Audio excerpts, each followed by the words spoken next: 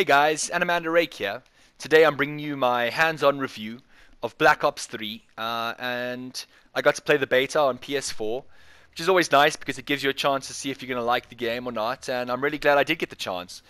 Um, Firstly, I just want to say I apologize. I know it's only in 720p. It's because I recorded on the PlayStation 4. That's the maximum quality, so please excuse the downgrade. So, the first thing I want to talk about is servers. The fact that there are no dedicated servers here. This is the same peer-to-peer host system they've had since Modern Warfare 1 or Modern Warfare 2 maybe. It's the same shitty matchmaking like service which puts you in these lobbies, and I mean, it's nice for South Africans like me because it means that I can actually find a local game because there's no dedicated servers in Africa, as in many parts of the world, even though we bought the same product as everyone else, pay the same as everyone else. Sony just doesn't support us for whatever reason. But for the rest of the world, this means that you're going to get a laggy, shit experience.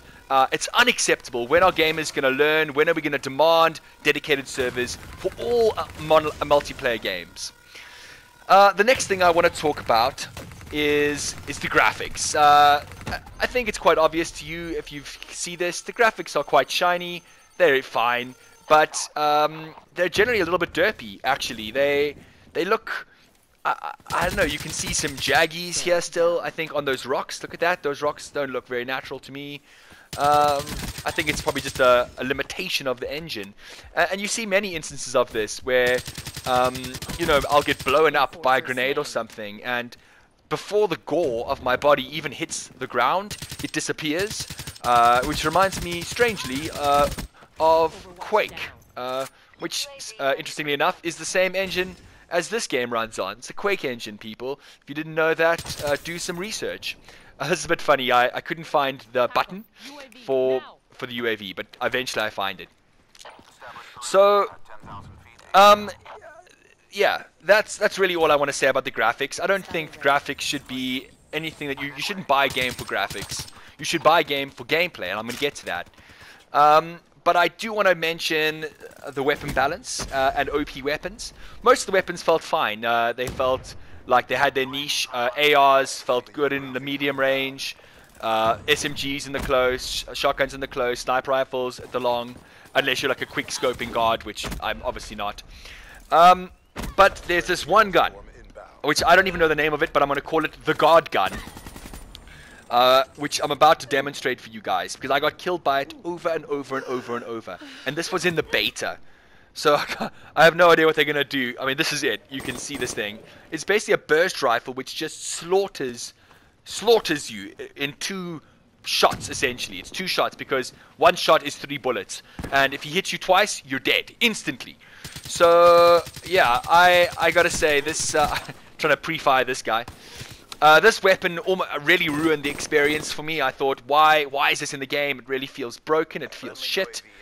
But what are you going to do? That's the game. We can't really expect any of this to change. The game's coming out pretty soon. The most important thing, the thing that you should really think about when buying a game is, what is the gameplay like? And guys, the gameplay is the same. It's the same as Modern Warfare 1. You want to know this? You want to feel this gameplay? Go play Modern Warfare 1. Maybe like there's, you know, some slightly different things going on in this, but mostly there isn't. I mean, it's you know, these occasional, as you see, the jumping mechanics, and that's some variation, but the core gameplay is the same, guys. This is the same game. I can't recommend it just on that. Like, it's like buying a FIFA game. If you buy FIFA games, shame on you. If you buy Call of Duty games, also shame on you. This is the same game. They haven't innovated. It's the same game. And what does that game translate to? It translates to running around in circles and just shitting on the enemy or being shat on. You're either fucking up people or you're getting owned.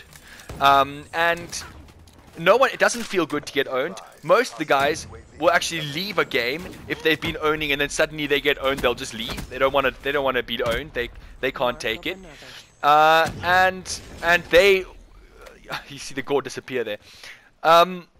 So yeah, it's this ego fest. It's just about, can I beat you? Can I always just slaughter you and not be slaughtered by you? There's no objective gameplay, there's no team play, and even objective modes like you know, domination didn't feel team oriented to me at all. It felt the same old, just running around in circles, just trying to get as many kills. And maybe if Call of Duty were to innovate with some kind of a class system, this would be better. But I mean, just think about the first-person shooter genre right now, where it's at. There are so many great games out there.